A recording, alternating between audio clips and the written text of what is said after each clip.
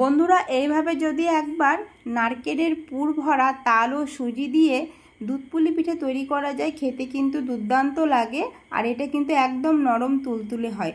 চলুন তাহলে দেখে নেওয়া যাক রেসিপিটা আমি কিভাবে তৈরি করেছি। এখানে আমি নিয়েছি তালটা আগে থেকে জাল দিয়ে রেখেছি, হাফ বাটি সুজি নিয়েছি, 4টে নিয়েছি এলাচ সাদা, আর হাফ বাটি নিয়েছি শুকনো চালের গুঁড়ো, আর হাফ বাটি চিনি, আর হাফ বাটি গুড়। আর এখানে একটা নারকেল আমি আগে থেকে কুড়ে রেখেছি। আর দুধটাও কিন্তু আগে থেকে আমি জাল দিয়ে রেখেছি, যেহেতু দুধ দিয়ে তৈরি করতে হবে। তো প্রথমে আমি তালটা কড়াইয়ের মধ্যে দিয়ে ভালো করে কিন্তু গরম করে একটুখানি জাল করে নেব, তাহলে তালের যে একটা কাঁচা গন্ধ সেটা কিন্তু থাকে না। তালটা অনেকক্ষণ ধরে জাল দিয়ে নিয়েছি, ফুটতে শুরু হয়ে গেছে। এরপর আমি এখানে দিয়ে দিলাম প্রায় 2 চামচের মতো দুধটা দিয়ে একটুখানি ঢিল ঢিল করে জাল করে নিলাম। এরপর এখানে আমি দিয়ে দেব সুজিটা একটুখানি ধুয়ে নিলাম, সুজির মধ্যে একটু নোংরা নোংরা লাগছিল, সেই কারণে ধুয়ে নিলাম। মানে আপনারা চাইলে কিন্তু শুকনো সুজিও দিতে পারেন।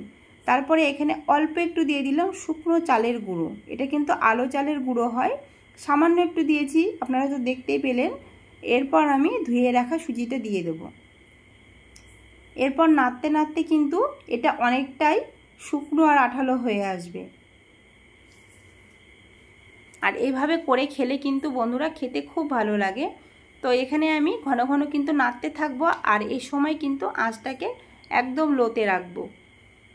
তো এইভাবে নাড়তে নাড়তে পুরটা কিন্তু আমার তৈরি হয়ে গেছে, একদম শুকনো শুকনো হয়ে গেছে, আর সুজিগুলোও কিন্তু সেদ্ধ হয়ে গেছে, দেখতেই পাচ্ছেন।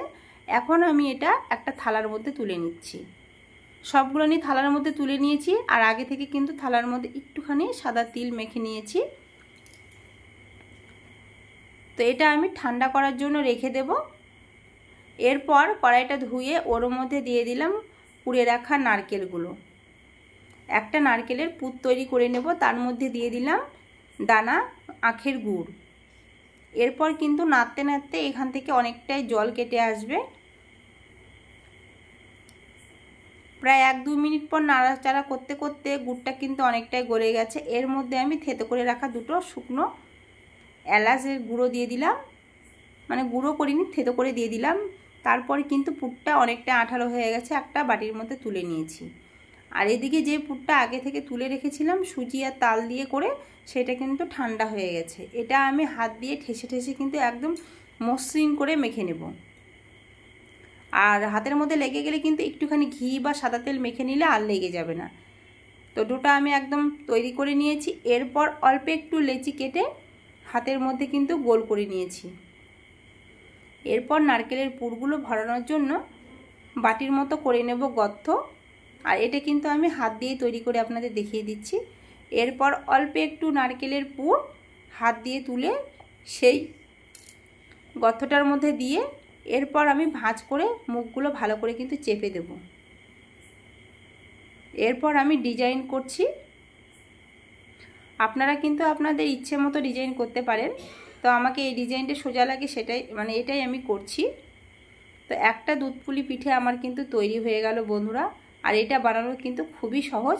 আপনাদের কাছে যদি মানে ছাঁচ থাকে সেটা দিয়েও করতে পারেন। তো এখানে আমি সবগুলো একইভাবে করে একটা থালার মধ্যে রেখে দিয়েছি। এরপর কিন্তু এদিকে দুধটা জাল বসিয়ে দিয়েছি। দুধটাও কিন্তু অনেকটা মানে ফুটে ঘন হয়ে গেছে, আর অনেকটাও সরসর হয়ে গেছে। এরপর আমি এর মধ্যে দিয়ে দেব সেই দুধ পুলি পিঠেগুলো যেগুলো বানিয়ে রেখেছি নারকেলের পুর ভরে, একটা একটা করে দিয়ে দেব। আর এটা কিন্তু আঁচটা আমি কমিয়ে দিয়ে তারপরে দেব, না হলে কিন্তু নিচের দিকে লেগে যেতে পারে। তো এক এক করে আমি সবগুলো দিয়ে 1 থেকে 2 মিনিটের মতো একটুখানি জাল করে নেব। আর অনেকটাই কিন্তু ঘন হয়ে এসেছে।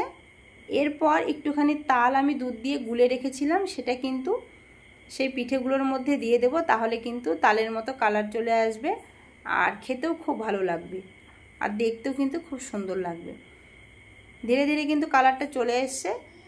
এরপর আমি এখানে দিয়ে দিলাম 2টো মুখ ফেটিয়ে রাখা এলাচ আর পরিমাণ মতো চিনিটা দিয়ে আরও 1 থেকে 1.5 মিনিটের মতো ফুটিয়ে নিলাম। খুব বেশি ফুটানোর দরকার নেই। আর দুধটা কিন্তু অনেকটাই গাঢ় হয়ে এসেছে। তো দুধ পুলি পিঠেগুলো আমার হয়ে গেছে, এখন আমি নামিয়ে নিলাম একটা প্লেটের মধ্যে। আর দেখুন বন্ধুরা, সবগুলোই কিন্তু একদম গোটা গোটা আছে, একটাও ভেঙে যায়নি। আর এটা খেতে কিন্তু দুর্দান্ত লাগে। এই তালের সিজনে আপনারা একবার হলো বানিয়ে খেয়ে দেখবেন, খেতে অসাধারণ লাগে। ভিডিওটা ভালো লাগলে অবশ্যই